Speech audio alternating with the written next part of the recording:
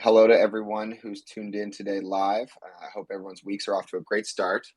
Welcome back to another episode of Innovation Heroes, where we tap into the minds of some of the most inspiring innovators from around the world. Today, we are joined by Dan Greenberger, Chief Innovation Officer at ACE. ACE has been created to bring sophisticated and reliable energy efficiency, water conservation, and renewable energy expertise to the stakeholders of multifamily affordable housing. Dan is helping to lead the Amani Greenworks team through the U.S. Department of Energy Inclusive Energy Challenge that's hosted on HeroX, which they have currently made it to the second round of. Dan brings an incredible innovation mindset to every project he tackles, and he's an expert in really defining what innovation is and how to implement it powerfully. Today, we have the pleasure of getting his insights on how he approaches the innovation process with the work him and the Amani Greenworks team are currently focused on, how he helps his team implement innovation effectively, and his experience with competing in prize challenges. So welcome, Dan. Thanks so much for taking the time to join us today. We always have a fantastic conversation.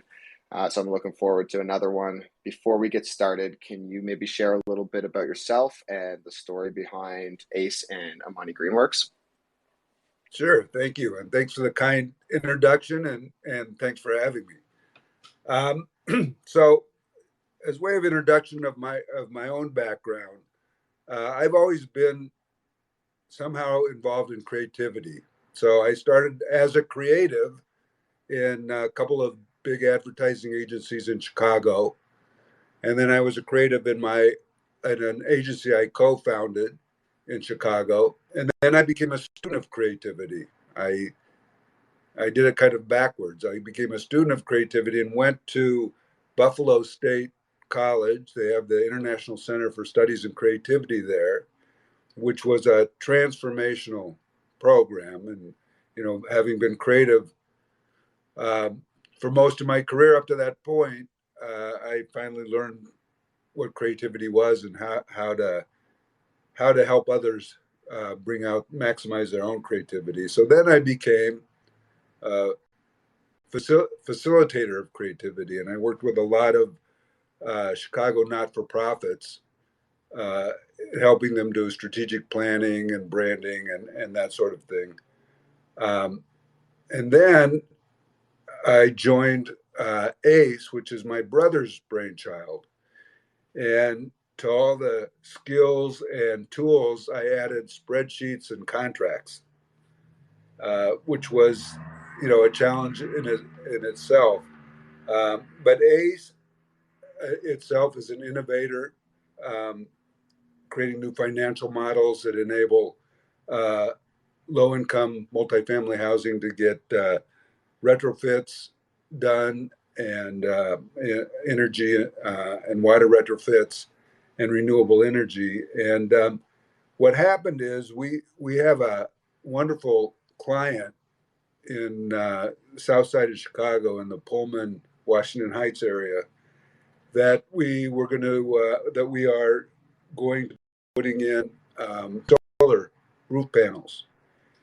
And ACE's mission has always been to make sure that um, we help keep affordable housing affordable and keep the planet livable. And so we wanted to continue this work and add some some environmental justice to it. So we suggested that perhaps um, perhaps ACE can help incubate a similar kind of uh, organization, company, with our client in Amani Village, which is our client in south side of Chicago, that we might be able to incubate a similar green development company there. And it was a perfect match because this is a new development, Amani Village, uh, part of the Trinity United Church of Christ in Chicago.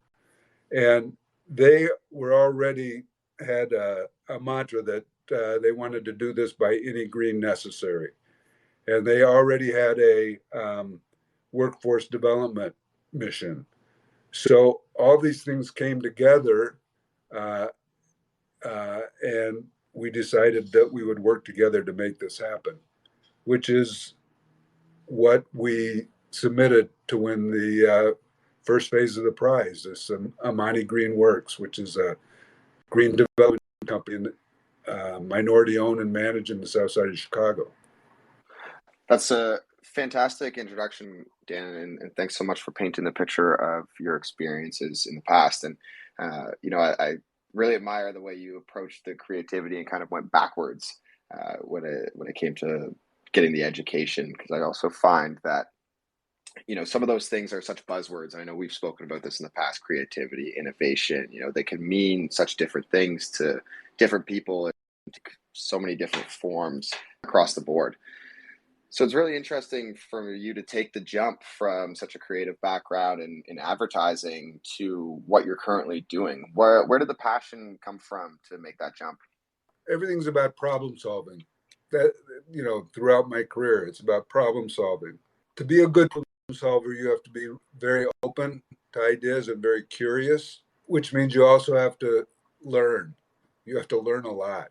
I've just embraced this idea of being a lifelong learner, trying to understand new things and figure out how to solve these problems. From my beginning, which I did a lot of packaged goods television advertising in the beginning, but as I went on and found new kinds of clients, I found that if you're working for a mission driven organization, one that truly wants to do good work, then this curiosity and this problem solving um, becomes a passion.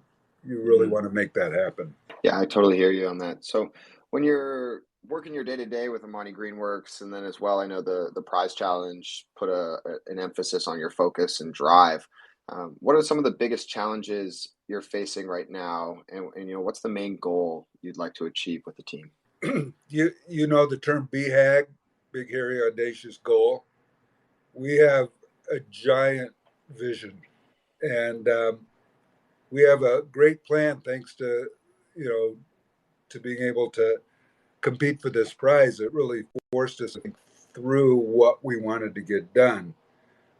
So just as background, we're integrating both individual and sustainable community development. So we're training returning citizens, uh, vets, maybe some other populations in green economy careers, and hoping that they will then be able to provide clean, resilient energy to Amani Village and other environmental justice communities in Chicago. So that our individual development path, we want to help people build their skills. Then we want to help them build their wealth so that they can own homes in the area. And then we want to help them build their leadership skills so they can lead the next generation.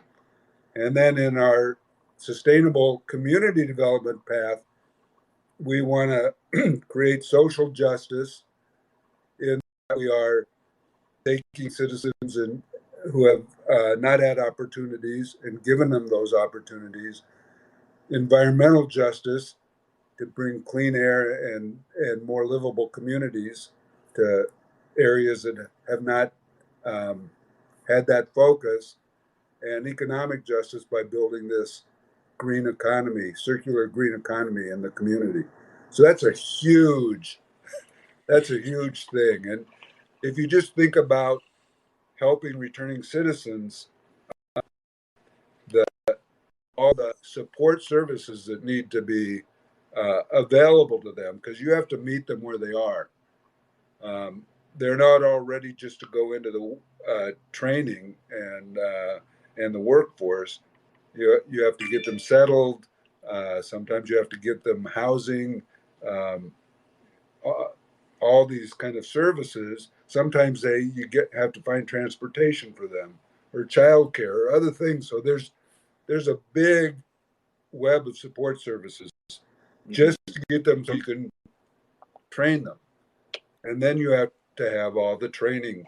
modules, and then you have to help them find jobs, and then you have to support them to the next level and follow them so that eventually they will become vital parts of the community, both um, financially and as leaders. So the biggest challenge is finding the resources and the partners that will help us do all of that. It's out there. They're out there, and we've talked to many of them, and we're developing relationships. Um, we just have to make sure that we people don't fall through the cracks. So that's one of our big challenges, is trying to build that network for the individual development path. And the other one is to find companies that will be part of our development work. So contractors, tradespeople, um, all we were looking for minority owned, eventually, hopefully in the south side of Chicago. And, you know, what we ultimately want to do is, if they're not there, let's incubate them, let's grow them. So I think the challenge is finding the resources and the partners to do that, and we're well on our way. Um, the there are money to do this kind of thing is out there. It's finding the money. That's why Hero X is helpful to us, and so we have to find the money that's out there. Um, so those are the big challenges. But as I as I say to people that I work with, this is the first day that I went to school in Buffalo from a wonderful teacher who is Mary Murdoch, who has since passed. But she said the very first day, she said there are two kinds of problems: those that you can fix and those that don't matter. And That's so these are all problems that matter, and they can be fixed. It's going to take time. that's a fantastic quote, and it's something I've always admired about the work you do, Dan. How you can tackle such large issues in the world with sustainability and low income housing, issues that are being focused on all around the world, but then you're able to intertwine this another layer of social development and social justice, like helping all of these people integrate back into society, and that adds a very thick layer of complexity on top of an already complex issue that you're tackling. So I always admire that about the work you're doing. So with that being said, it sounds like you're really focused on building these partnerships to start advancing everything you're doing. Would that be where your main focus is right now, when you're leading the innovation efforts, or is there something else on the forefront? Well, there's a lot, and I have to say that this could not be done without the team that I'm working with. The people from Amani Village and some of the other partners that have been close with us are brilliant, and they are determined, and they are mission driven. So, that when you build a culture around that, that goes a long way in helping people feel confident. I will say one of the challenges is, and I think you'll appreciate this. Group dynamics is always takes a little bit of time. There's the forming, forming, norming, and performing phases. Um, so, with new groups, and a lot of the meetings being by Zoom, and different cultures and different organizational cultures, and um, different ways of thinking. We do a lot of storming and norming to get to the performing. And when you add to that, that's just our team. And then when you add to that, going out and getting partners, we have to do the same thing. So it's always a challenge to facilitate those discussions to get to performing as quickly as you can Right. as groups. Yeah, that makes sense. So when we're speaking of the challenges you're facing and how you're tackling those, can you tell me a little bit more about, you know, what drew you to the Hero X challenge and where you saw yourself fitting into that and solving the challenge that was posed on our platform, and what ultimately, why you felt it was worth the time to tackle the issue and progress through the challenge. Thank goodness for Ed Wong to connect with me on LinkedIn and introduce me to Hero X, because um, we had been tackling, or we had been thinking about this for a while. We hadn't done anything. We had introduced the idea to Pat Eggleston, who is the executive director of Amani Village, and she loved the idea. And there's a lot going on. She's developing a significant amount of land out there, and we never really got focused on it. But we talked about it on and off. And then I read this challenge, and it described what we were trying to do. It was perfect. And so we decided that this would be the impetus for us to really start our planning. And we did some facilitated planning meetings and did a lot of work on it, and it helped us focus what we wanted to do. And um, Pat said, we're going to do this whether we win it or not, which I think gave everybody on the team a lot of incentive just to make it happen. And then we crossed our fingers, and thank goodness we won, and we're so excited about that, and excited um, about phase two. Yeah, well, that makes two of us, Dan. I'm excited that you guys progressed as well, because I think the last time we spoke, you hadn't even won the first round yet, and you were just sharing with me how amazing it was that just competing in the challenge kind of lifted the team to really get organized, drive your progress to the next level. So I was really excited to hear that you won the first round, got a little bit of money behind what you're working on, and now you're in phase two. Why don't you tell us a little bit about what it's been like in phase two with the investment behind you? How's that progressed, everything you're working on? Well, like anything, uh, the job of a innovative team is to try to make order out of chaos.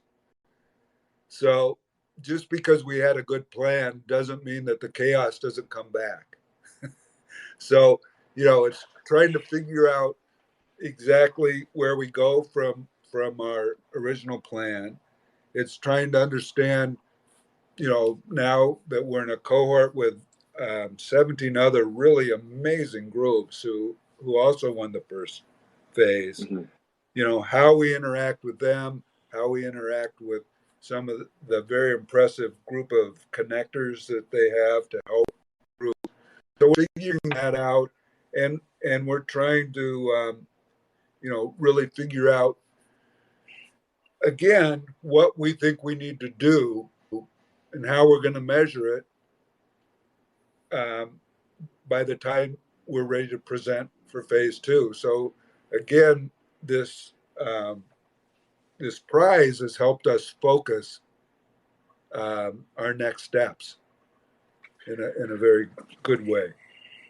That's fantastic. So as you work through the cohort with these 17 other groups, are there any specific new technologies that you see yourself or other teams working on, or even just new technologies that you are getting excited about seeing the impact that they can create down the road? What we would love to do, like a lot of people, is end up getting, being able to be a net zero community. It would be wonderful to be able to figure out how to affordably pay for net zero retrofits. we would like to be able to figure out how to build net zero homes. And there's a lot of work being done in those areas. So we have our antennas up for, some of the new technologies that make that possible. And, we'd like to have a model community in terms of environmental footprint. So, there are a lot of new technologies. I'll just say that we're open to finding them and using them if they help us meet our goals. Right, right. Well, I think the world needs a lot of these net zero communities. So I'm really cheering for you and the team to, make that happen sooner than later. Uh, so I know you spent quite some time as a creative director in the world of advertising, uh, something very different than what you're currently working on the sustainability and low income housing world. Are there certain things that you took from your time as a creative director that you find are still really transferable to your current role and what you're currently up to? I guess the main thing is communication, because you still need to be able to um, you know, persuade people to do what you want them to do. So I think some of the communication skills that I learned, some of the writing skills, and the creating videos and things like that. So there's definitely and branding, branding projects. I think Mm. what you want to do is brand these projects so that people know what it is you're doing and they want to be part of it. They want their brand to be part of you, part of them. So that I've taken from it.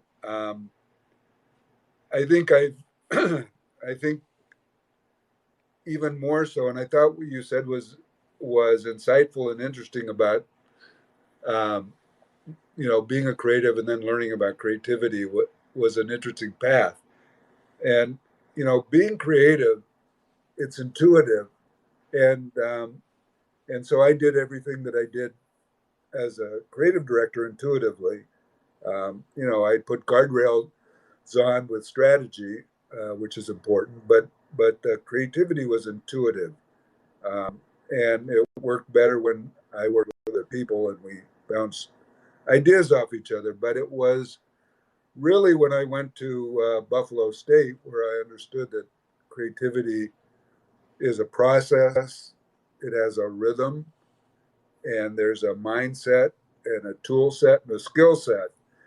And I did kind of regret that I didn't know those because we took a lot of shortcuts in our work. And I'm able now in my work consulting with nonprofit and with Imani Green Works to keep in mind what the process is and make sure we're not shortcutting it. So um, we're not going right to implementation without having a chance to clarify what the issues are or come up with a lot of ideas and hone them down to the very best and then develop them into solutions. Sometimes, you find yourselves in organizations that have ideas and then they implement. They've never cleared the problem or they've never developed a solution.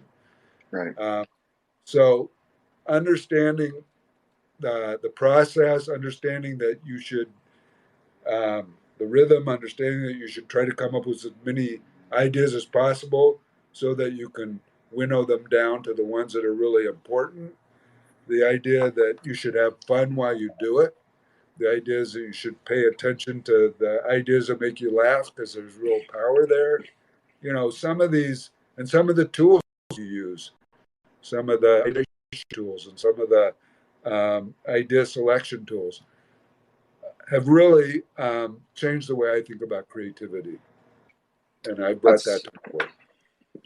Yeah, that's fantastic to hear because we work on or we work with a number of different partners that help with these idea management and innovation selection platforms, and it really has come a long way. And we certainly agree with you where when it comes to having as many good ideas as possible and because at the end of the day, that's what Heroes is all about. We crowdsource the best and brightest from around the world to solve our organization's problems, and we bring in countless ideas for our clients to whittle down and then ultimately have somebody as intelligent and impressive as yourself and your team to be working with to solve their problems. So I totally agree there, and it's fantastic to hear that you're on the same page and that you're chipping away at that challenge as well. Yeah, I think So Hero X is brilliant. It's such a great idea. I was so happy to be introduced to it. thank you very much, and I'm happy that you're having a great experience with us.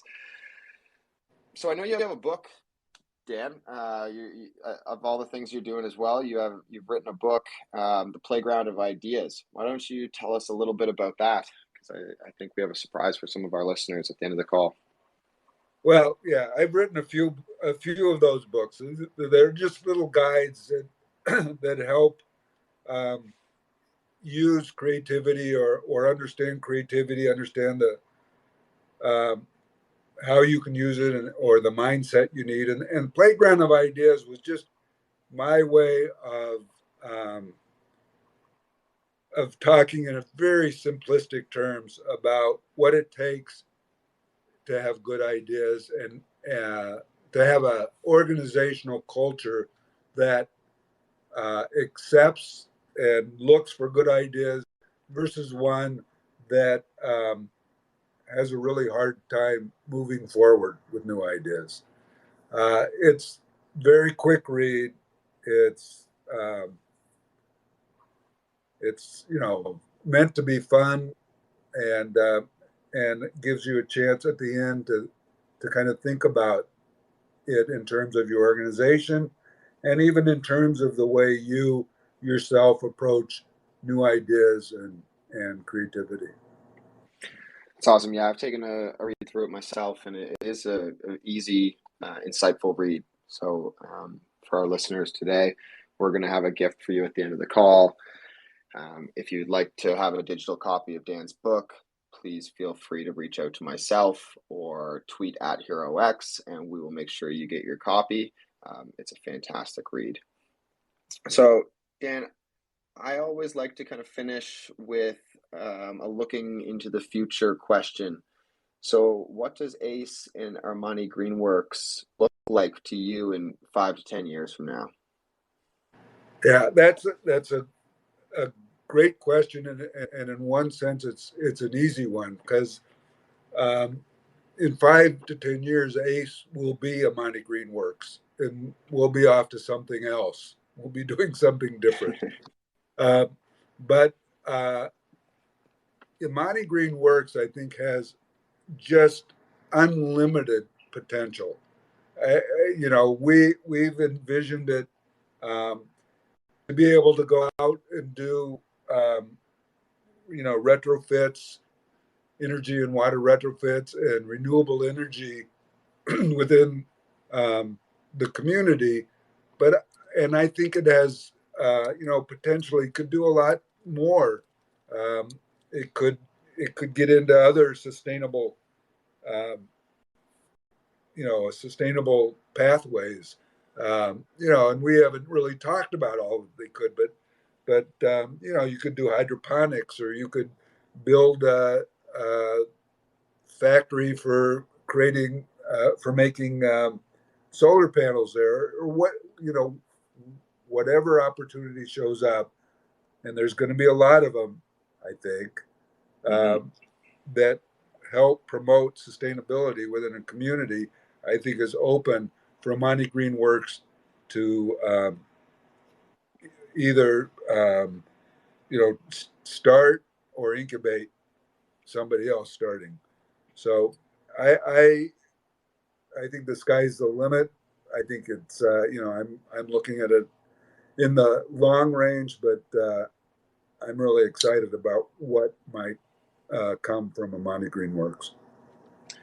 Yeah, I am as well, and it's cool because I it makes me think back to another challenge we ran with Coinbase actually, and the challenge was focused around blockchain technology, and one of the winners of the challenge. It was their idea was to use blockchain technology in a community to help navigate the sharing and selling of solar energy. So, say one house put solar panels up and they had an abundance of energy that they didn't need to use, like beyond what their house needed.